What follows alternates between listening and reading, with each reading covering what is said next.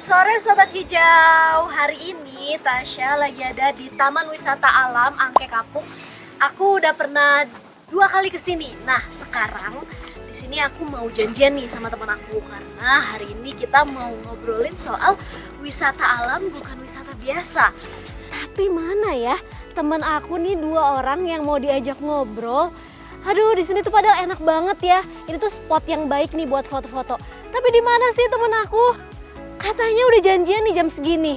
Gimana sih? Oh, ya ampun. Hey. Hai. Sini. Ternyata Sobat Hijau mereka itu curang. Mereka udah jalan-jalan duluan. Kayaknya udah pada selfie-selfie foto-foto bareng-bareng nih. Aku nggak diajak. Halo. Gimana aku nyemplung ke sana?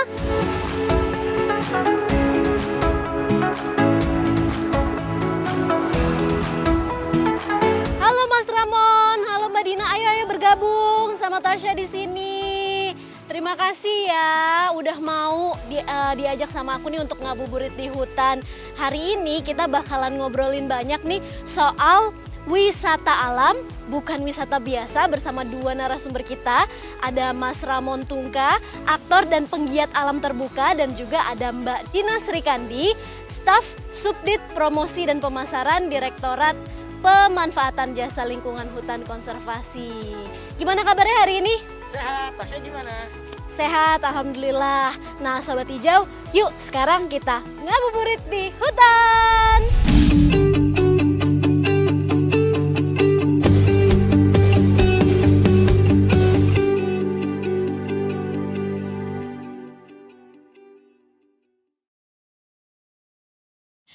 Sobat Hijau, tentunya nggak perlu diragukan dan nggak perlu disangka lagi bahwa Indonesia memiliki alam yang sangat kaya dan sangat indah. Nah tentunya alam yang sudah dititipkan oleh Allah Subhanahu wa Ta'ala ini harus kita syukuri. Cara mensyukuri nikmat alam yang diberikan Allah adalah dengan menjaganya dan melestarikannya. Nah hari ini kita bakalan ngobrol-ngobrol nih sama 2 narasumber yang tentunya cinta dan peduli terhadap alam. Yang pertama ke Mas Ramon dulu deh. Halo. Hai Mas Ramon, gimana tadi udah keliling-keliling naik perahu? Ya, seru. Sebelumnya udah pernah belum kesini? Kalau kesini belum. Belum pernah ya? Aha, kalah dong, aku aja udah pernah.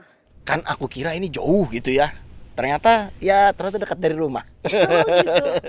Tapi rasanya kayak di mana? Justru yang jauh-jauh udah didatengin, yang deket-deket belum ya? Enggak juga sih. Kadang yang deket-deket juga didatengin gitu. Udah pernah kemana aja sih kalau ke Taman Nasional atau ke Taman Wisata Alam? Alhamdulillah sih saya diberkahi anugerah kesempatannya banyak mendatangi beberapa taman nasional, beberapa TWA di Indonesia gitu. Jadi menurut saya sih bersyukur ya karena Indonesia punya segalanya. Tadi kan Tasya juga bilang kita punya aneka ibaratnya bentuk taman nasional dengan segala keunikannya gitu kan. Mau yang bentuknya gunung, mau yang taman nasional itu di laut ataupun rawa ataupun mungkin danau. Atau salju pun kita punya gitu kan. Wah, belum gitu. pernah tuh aku justru sampai ke salju. Hah? Udah pernah Mas? Mendaki sampai ke salju? Alhamdulillah pernah. Pernah? Gitu. Wah keren banget. Yang paling berkesan waktu itu pengalaman kemana Mas? Kalau ditanya yang paling berkesan sebenarnya banyak ya Tasya. Maksudnya di Indonesia ini taman nasionalnya kayak tadi saya bilang di awal beda-beda. Jadi kalau misalkan ditanya misal yang paling panas, itu bisa di sini misalkan. Atau yang paling seru itu di sini gitu.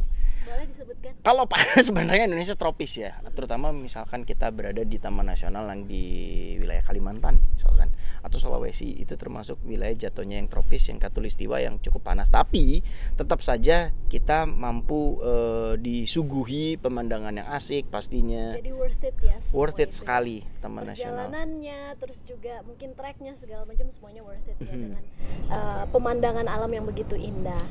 Sekarang aku mau tanya nih ke Mbak Dina yang memang kerjaannya tuh ngurusin Taman Nasional dan juga Taman Wisata Alam. Indonesia sendiri tuh memiliki berapa banyak sih Taman Nasional dan Taman Wisata Alam? Indonesia memiliki 54 taman nasional dan 134 taman wisata alam yang kawasannya terdiri dari daratan dan perairan. Nah, kita juga punya taman nasional, 7 taman nasional laut yang super-super cantik banget. Pastinya Mas Ramon udah pernah ke beberapa lah. Di mana aja? Ada taman nasional yang paling deket nih, Pulau Seribu, Taman Nasional Karimun Jawa, Bunaken, Teluk Cendrawasih, Takabonerate. Ada yang udah pernah? Aku pernah ke Bunaken. Terus kalau Wakatobi termasuk nggak tuh? Oh iya, termasuk juga. Wakatobi juga pernah. Terus gimana sih potensi alam dan juga keanekaragaman hayati di Indonesia nih Mbak? Potensi di setiap taman nasional dan taman wisata alam ini beda-beda ya. Kita ada yang gunung, hutan, laut, pantai, gua, bahkan juga ada tower cars. Nah, di setiap taman nasional juga punya keunikan dan keistimewaannya masing-masing. Ada juga di Jawa Timur yang fenomena alam, namanya fenomena alam Blue Fire. Tentunya udah pernah ya. Nah, itu terkenal banget karena di dunia cuma ada 2. Yang pertama ada di Islandia dan yang kedua ada di Taman Wisata Alam Kawah Ijen. Nah, itu keren banget. Tasya harus banget ke sana. Iya nih, aku belum nih ke sana. Tapi kalau menurut saya itu si yang ada di Taman Nasional di Kawah Ijen itu Blue Fire itu ada 2 tadi kan, Mbak Dina bilang. Kalau menurut saya itu yang pertama Ijen, yang kedua Ijen. Jadi kalau menurut saya itu kayak tadi Mbak Dina bilang very unique dan mungkin cuman kalau mau diadu sama Iceland sih saya berani ya Indonesia diadu dengan kebetulan beberapa saya studi banding ke beberapa tempat di luar taman nasionalnya. Saya melihat bahwa taman nasional di Indonesia inilah yang paling warnanya paling banyak gitu, paling majemuk gitu. Ya, aku juga merasakan gitu sih, kayak misalkan lagi ke luar negeri orang bilang, "Ayo kita main di pantai ini yuk." Nggak ada apa-apanya kan sama pantai di Indonesia. Ayo kita lihat yuk trekking ke sini. Wah, kayaknya lebih indah alam Indonesia gitu kan. Emang bener-bener nggak ada tandingannya sih kalau kita mau untuk menjelajahi dan bener-bener menikmati alam di Indonesia ya. Nah, kalau buat Mas Ramon sendiri, aktivitas apa aja sih yang seru dilakukan di Taman Nasional yang menjadi favoritnya Mas Ramon? Banyak, tergantung taman nasional mana yang saya kunjungi ya. Semisal taman nasional yang sifatnya gua ya berarti saya akan melakukan aktivitas caving dalam situ. Atau mungkin di laut ya mungkin saya diving kalau misalkan. Tapi yang lucu mungkin Mbak Dina bisa mengkoreksi bila saya salah. Banyak pendaki di Indonesia, mereka mendaki gunung beberapa tapi nggak tahu bahwa gunung itu taman nasional gitu kan. Itu yang sering terjadi gitu milenial zaman sekarang. Nah, kalau saya sangat menyukai aktivitas pendakian gunung gitu ya, kayak tadi saya bilang bisa caving, bisa pula saya rafting atau mungkin saya diving atau mungkin mendaki gunung. Mbak Dina, emang ada bedanya ya gunung yang berada di kawasan Taman Nasional sama yang enggak gitu? Tentu ada bedanya ya dari kawasan yang bukan taman nasional dan taman nasional. Jadi kawasan taman nasional tentunya punya keistimewaan dan keunikannya masing-masing. Nah, terus juga di taman nasional tentu ada habitat satwa-satwa endemiknya dan juga tumbuhan-tumbuhan yang emang berbeda dari taman nasional satu dengan yang lainnya. Dan juga begitu juga taman wisata alam, semuanya punya perbedaannya lah. Pastinya yang di Taman Nasional lebih spesial lagi, makanya kalau kita mengunjungi ke sana tetap harus jaga kebersihan, jangan merusak alam, apalagi habitat hewan-hewan endemik yang ada di dalam situ. Oke. Terus Mas, tadi balik lagi nih ke aktivitas selain caving, apalagi yang Mas Ramon biasanya yang seru gitu dan mungkin bisa direkomendasiin ke Sobat Hijau yang unik. Kalau saya selalu percaya karena saya tumbuh besar sebagai anak pramuka, jadi saya mendapatkan pelajaran. Beda dong, kalau Mas kan anak pramuka, aku anak gembala, pantesan ya. Oh kamu Aku hidupnya di panggung. Iya benar. Lanjut gimana tuh Mas? Jadi kalau misalkan ketika saya di pramuka dulu dari kecil bahwa Lord Baden-Powell itu kan pernah bilang bahwa alam adalah media paling terbaik untuk membentuk jati diri ya. Sebenarnya ketika kita masuk Taman Nasional, kalau buat saya memposisikan seperti sedang masuk sekolah gitu kan. Dalam artian kita bisa banyak belajar vegetasinya apa aja, kita bisa tahu faunanya apa aja di dalam Taman Nasional, terutama yang endemiknya misalkan. Kemudian mungkin ini termasuk hutannya tipe yang seperti apa, heterogen homogen, terus kemudian misalkan masyarakat yang hidup di sekeliling Taman Nasional pun pasti memiliki demografi yang berbeda di tiap Taman Nasional, kebudayaannya juga beda. Jadi that's why kalau saya masuk Taman Nasional saya berasa kayak sekolah oh ini masuk sekolah A, saya belajar ini di sini segala macam. Ya gitu. Ketika masuk ke taman nasional lain, saya belajar yang lain. Iya, dan tentunya masing-masing taman nasional juga punya keunikan masing-masing dan punya kearifan lokal masing-masing yang harus kita respect gitu, yang harus kita hargai ya. Terus ke Mbak Dina nih, kalau buat traveler pemula kayak aku nih, aku kan ya traveler yang cuman ya nggak energinya belum banyak gitu ya untuk kayak mendaki apa segala macam. Sarannya kunjungi taman wisata alam mana atau mungkin kalau ke taman nasional coba kemana gitu? Oh, bisa juga yang terdekat. Kalau misalnya mau mendaki, misalnya ke Papandayan, Taman Wisata Alam Papandayan. Nah, atau yang lebih dekat dari Jakarta, TNGP. Taman Nasional Gunung Gede Pangrango. Nah, itu lumayan juga dan cukup dekat juga, cuman beberapa jam untuk naik. Dan kalau ke Taman Nasional Gunung Halimun Salak atau Gunung Gede Pangrango itu bisa bawa keluarga juga, bisa berkreasi. Oke, jadi bisa bawa keluarga. Kalau ke pantai, taman nasional mana nih yang kira-kira family friendly gitu? Yang terdekat ada Taman Nasional Kepulauan Seribu. Deket banget kan dari Jakarta. Nah, bisa juga ke sana, bisa snorkeling, bisa diving. Di sana juga terumbu karangnya juga oke banget. Nah, nggak jauh beda lah sama Taman Nasional. Karena kan Taman Nasional Kepulauan Seribu itu termasuk juga 7 Taman Nasional Laut. Oke, jadi bisa ke Pulau Seribu dulu, yang deket-deket dulu ya.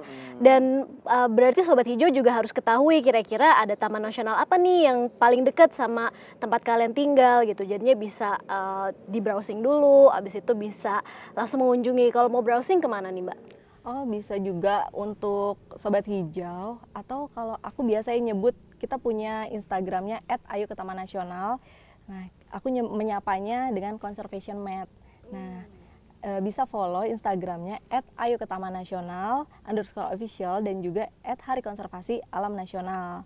Nah, di situ ada informasi tentang Taman Nasional, dan juga Taman Wisata Alam. Bisa juga nih diunduh kalau yang punya Android, di Play Store itu ada aplikasi namanya Pariwisata Alam Indonesia. Di situ lengkap banget, ada 54 taman nasional dan 134 taman wisata alam.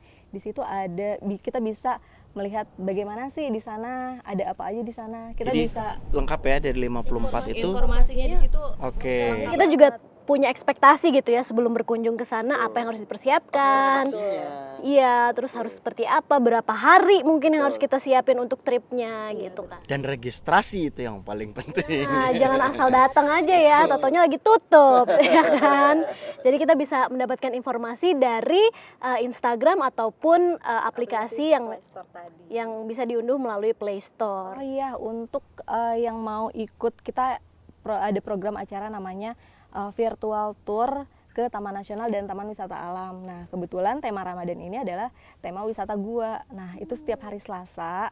Nah, yang mau tahu informasi lebih lanjut bisa follow Instagramnya yang tadi itu yang aku sebutin @ayoketamannasional_official. Di situ kita ada informasi mau virtual tour kemana, jam berapa. Virtual tour, wah berarti ini kayaknya tur-tur yang biasanya diadakan di masa pandemi nih. Keadaannya gimana tuh Mbak Dina selama masa pandemi? Apakah TWA ataupun Taman Nasional udah pada buka belum sih atau masih pada tutup? Terus gimana dong kalau misalkan mau berkunjung, kalau kangen berkunjung gitu? Ya emang sih masa pandemi kemarin ini Taman Nasional dan Taman Wisata Alam ini ditutup, tapi secara bertahap sekarang sudah mulai dibuka nih satu persatu. Nah, sampai dengan hari ini sudah 110 kawasan yang dibuka. Itu meliputi Taman Nasional, Taman Wisata Alam, dan Suaka Marga Satwa.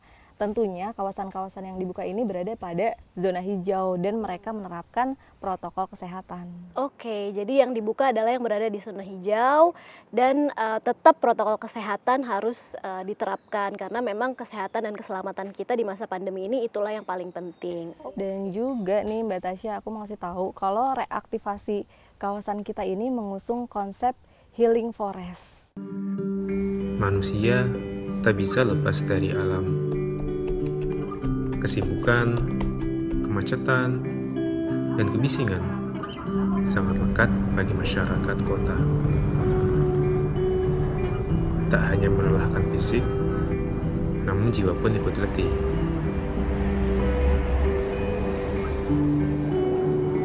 Kemana kita pergi, akan Apakah pernah terobati? Sebagian orang ada yang berjalan di hutan, bersenandung bersama kicau burung. Atau hanya sekedar duduk menikmati desiran angin.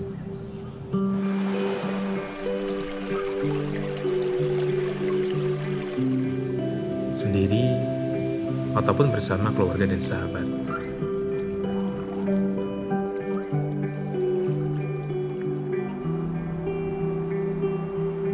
Sembuhkan dirimu dengan kembali ke alam. Tenangkan jiwamu dengan Healing Forest di Taman Nasional.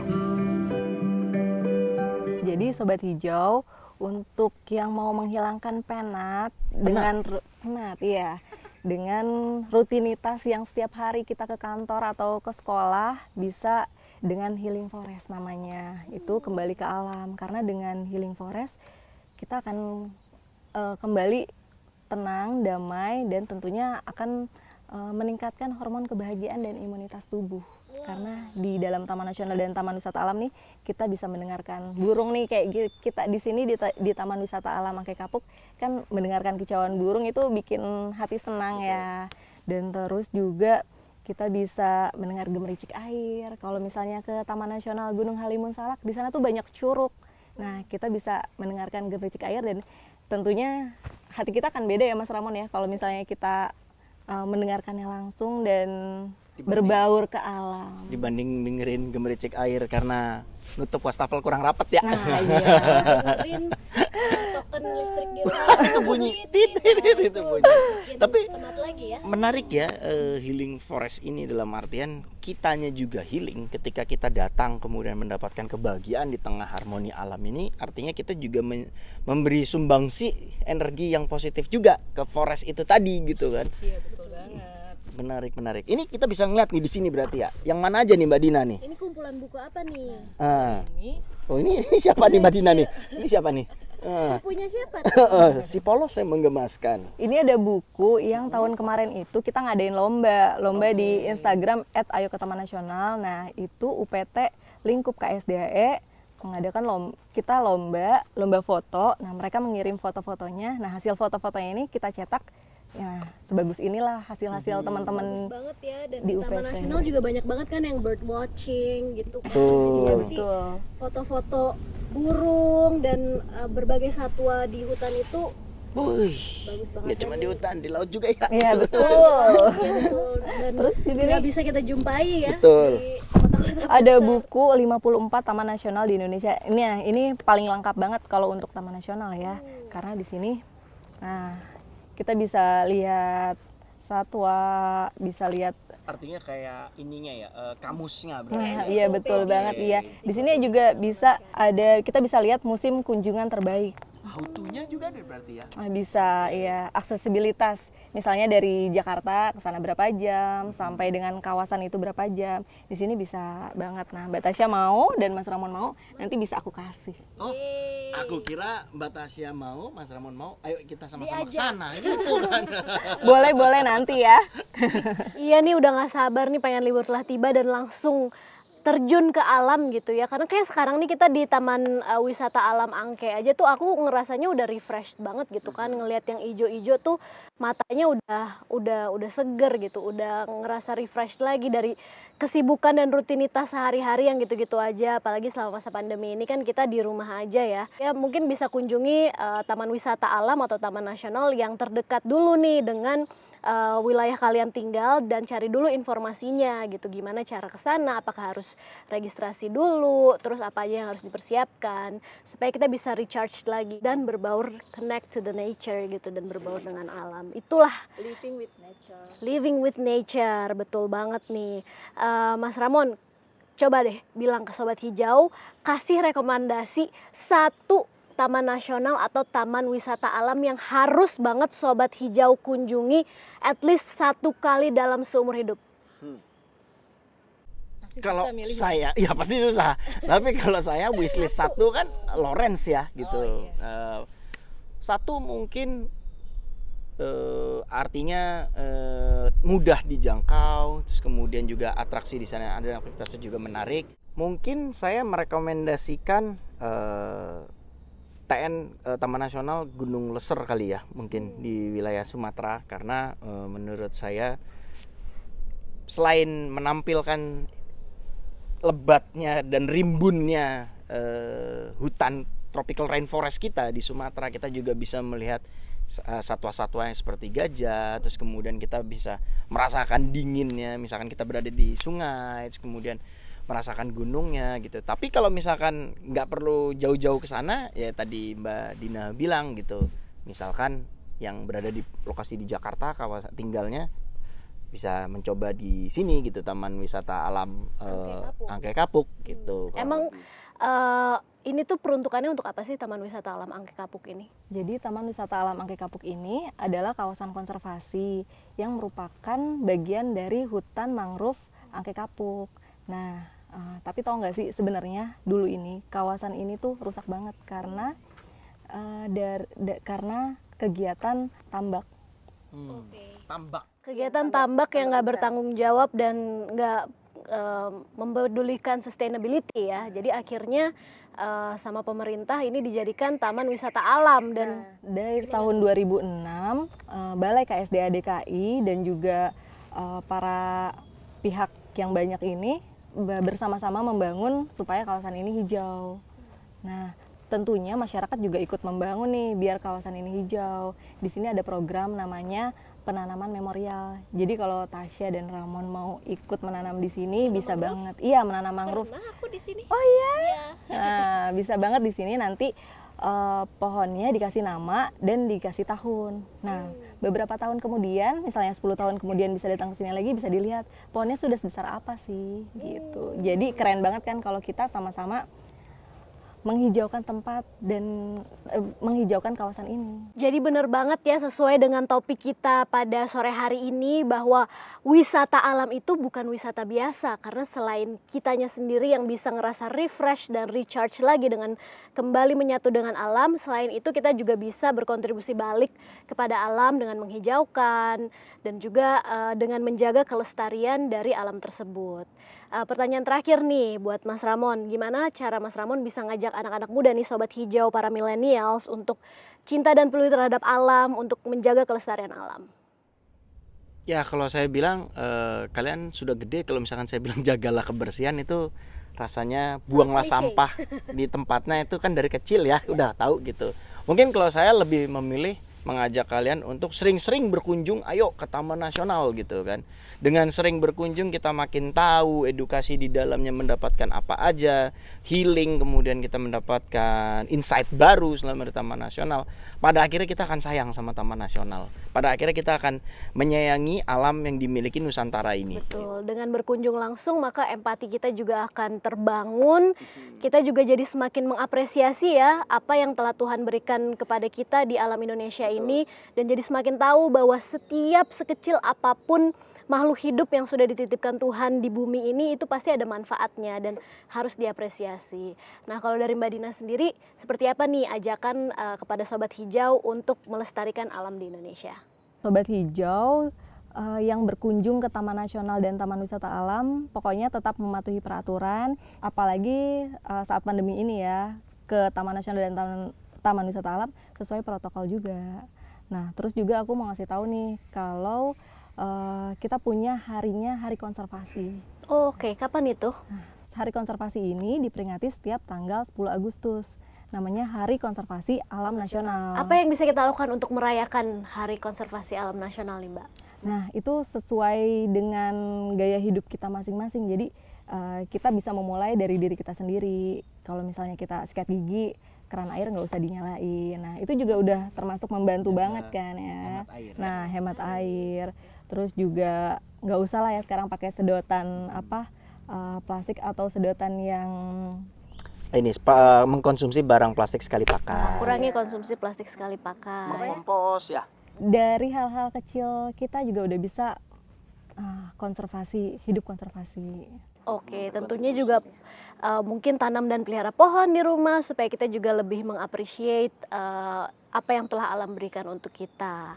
Oh iya, di tahun ini Hari Konservasi Alam Nasional juga akan diadakan di Taman Wisata Alam Laut Teluk Kupang. Rencananya nanti tanggal 10 Agustus. Oke, berarti kita tanggal 8 berarti berangkatnya, kan rencana tanggal 10 ya? Iya, nanti Oke. bisa ikut ya bareng-bareng kita berangkat. Siap. Bisa jadi narsum juga. Bos. Waduh, Sobat Hijau, kita nih makin gak sabar ya kayaknya langsung berkunjung ke Taman Nasional dan juga Taman Wisata Alam. Aku juga udah gak sabar banget nih supaya bisa cepat-cepat libur telah tiba.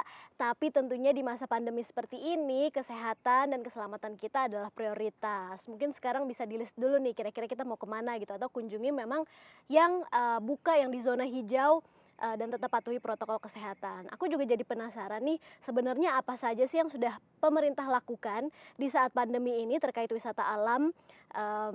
Sekarang mari kita simak penjelasan Menteri Lingkungan Hidup dan Kehutanan Ibu Siti Nurbaya. Assalamualaikum, selamat sore. Terima kasih Mbak Tasya dan narasumber yang hadir. Sore ini kita bicara tentang wisata, ekowisata. Kaum muda Indonesia yang saya cintai, kita tahu bahwa sejak 11 Maret 2020 tahun lalu WHO menyatakan pandemi global COVID-19 dan Indonesia juga termasuk bagian dari itu, dan pada tanggal 16 Maret Bapak Presiden Jokowi juga menetapkan tentang pandemi COVID untuk Indonesia. Dan kita sudah merasakan itu berjalan terus sampai sekarang, saya kira udah lebih dari 1 tahun. Dan kita juga mengikuti, saya kira kaum muda, para generasi muda Indonesia juga mengikuti bagaimana usaha masyarakat dan juga terutama pemerintah dan pemerintah daerah untuk mengatasi ini. Kita bersama-sama melakukan upaya-upaya untuk mengatasi pandemi.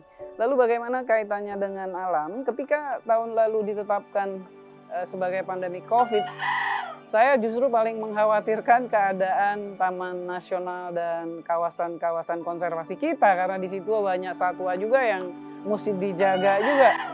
Kalau ntar dia tahu-tahu mati gitu ya. Jadi dan juga misalnya kalau banyak orang masuk lalu terjadi apa-apa, sehingga pada bulan Maret itu juga, pada akhir Maret saya meminta untuk taman-taman nasional dan yang biasa dikunjungi itu ditutup. Sehingga tidak lagi menerima kunjungan wisata. Baru kemudian di bulan Juni kita secara bertahap melakukan evaluasi dan mulai dibuka pada sekitar Juli akhir sampai dengan Agustus dan seterusnya ada sekarang. Jadi secara bertahap 72 kawasan konservasi yang biasa dikunjungi sebagai spot wisata itu sudah dibuka secara bertahap, tentu dengan protokol kesehatan dan dengan volume persentase dari pengunjung. Kalau dilihat datanya ya, kalau pada tahun 2019 itu rata-rata kunjungan wisata di kawasan konservasi mencapai 7,87 juta orang pada tahun 2019, maka di tahun 2020 itu angkanya menjadi 3,304 juta orang.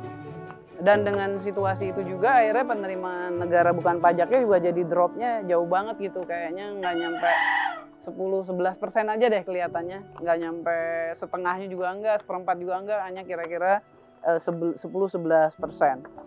Nah, apa yang terjadi kemudian, kita sama-sama merasakan bahwa masyarakat mulai merasa jenuh, ada persoalan dan pengen keluar gitu ya, dan memang bagus juga sih masuk ke alam begitu ya, jalan-jalan di arena terbuka. Apalagi kalau masuk hutan, wah seru deh, oksigennya juga masih tebel, udaranya enak gitu ya. Maka kita mengenal adanya ekowisata, dan ekowisata itu juga sekarang menjadi bagian penting dari upaya pemulihan ekonomi nasional. Bukan hanya di Indonesia, tapi juga di berbagai negara di dunia ekowisata itu makin terkenal. Ini saya kira cocok ya, karena apa? Karena kawan-kawan ada beberapa fungsi alam. Fungsi alam itu satu, dia menjadi isinya itu untuk sistem penopang kehidupan. Jadi di situ ada siklus hidrogen, ada siklus hidrologi air, ada fotosintesis udara, ada siklus energi, ada rantai pangan dan lain-lain, itu namanya sistem penopang kehidupan. Dan juga yang kedua, dia menjadi media. Jadi kalau kita lihat ada tempat rekreasi, ada tempat untuk orang berbuat apa, itu namanya sebagai media. Dan ada juga dia menjadi bahan untuk raw materials, itulah fungsi alam kita. Dan ada satu lagi yang fungsi penting, yaitu informasi. Jadi kalau zaman dulu tuh ya, orang belum ada peramalan cuaca dan lain-lain, jadi dia lihat ke atas gitu, lihat bintang pari, bintangnya ke sebelah sana, maka nelayannya bilang, oke, kalau bintangnya kemari berarti ikannya lagi banyak dan seterusnya gitu ya. Kalau sekarang kan semua udah pakai artificial. Kalau zaman dulu itu masih dipakai tanda-tanda alam. Termasuk fungsi informasi itu adalah untuk spiritual dan untuk estetika, sehingga dia menjadi penting dan itu gunanya, dan itu kenapa dia menjadi berguna untuk wisata. Jadi secara psikologis dia membantu kita, dan itulah yang disebut fungsi healing. Oleh karena itu kalau kawan-kawan dengar forest healing atau bagaimana kita berada di hutan lalu kita berkontemplasi gitu ya, mungkin juga kadang-kadang sampai meditasi, itu keren banget. Dan akhirnya dia menjadi wisata yang sangat penting, terutama dikaitkan dengan pandemi ini untuk juga membangun kesehatan gitu ya, untuk membantu. Jadi kita sekarang nggak lagi jor-joran di Taman Nasional atau di kawasan konservasi, Taman Suaka Alam dan lain-lain dengan wisata yang mass gitu, yang masif, yang sebanyak-banyaknya orang, itu nggak lagi. Jadi sekarang modelnya dia pakai kuota, kemudian daftarnya juga pakai online, nanti dihitung berapa kuotanya. Kalau lagi masa pandemi paling top 30% atau bahkan bisa lebih rendah. Dan disitulah kemudian kita lalu mengelola ekowisata kita dengan baik. Jadi kira-kira begitu, yuk kita nikmati yuk wisata alam kita. Keren-keren loh, ada 54 taman nasional kita, ada lebih dari 500 kawasan konservasi yang begitu indah-indah untuk dilihat. Ada World Heritage, ada cagar biosfer, banyak sekali yang indah-indah. Mari kita lihat alam Indonesia kita yang indah. Ayo ke Taman Nasional, Taman Wisata Alam, serta tentu saja dengan mematuhi peraturan dari pengelolanya. Terima kasih, selamat sore, selamat berbuka puasa ya. Assalamualaikum, thank you. Wah, terima kasih Bu Siti Nurbaya atas pesan dan remindernya. Nah, yuk Sobat Hijau, kita pahami lagi wisata alam yang ada di Indonesia dengan bertanggung jawab. Allah telah menciptakan bagian-bagian bumi dengan sangat indahnya. Jadi jangan ragu, jelajahilah setiap bagiannya, maka niscaya kamu akan memperoleh ketenangan hati darinya.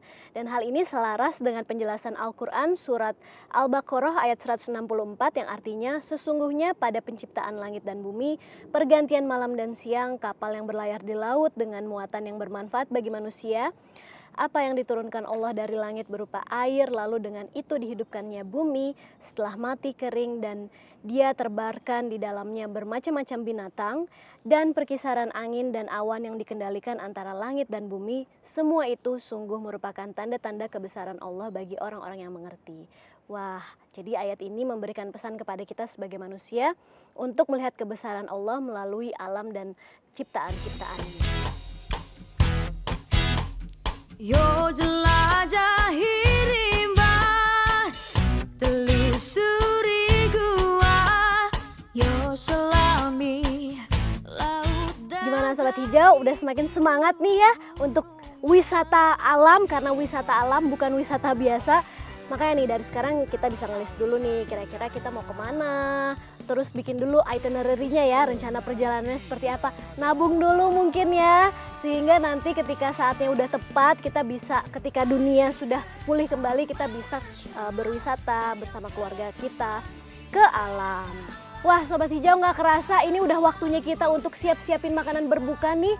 Untuk itu kita juga harus pamit. Saya Tasya beserta Mas Ramon dan Mbak Dina undur diri. Terima kasih semuanya udah menyaksikan kami. Sampai berjumpa di Ngabuburit di Hutan berikutnya.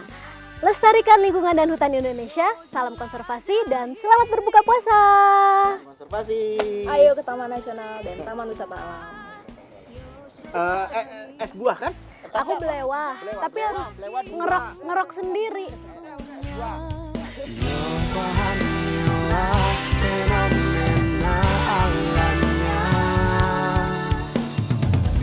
Mempesona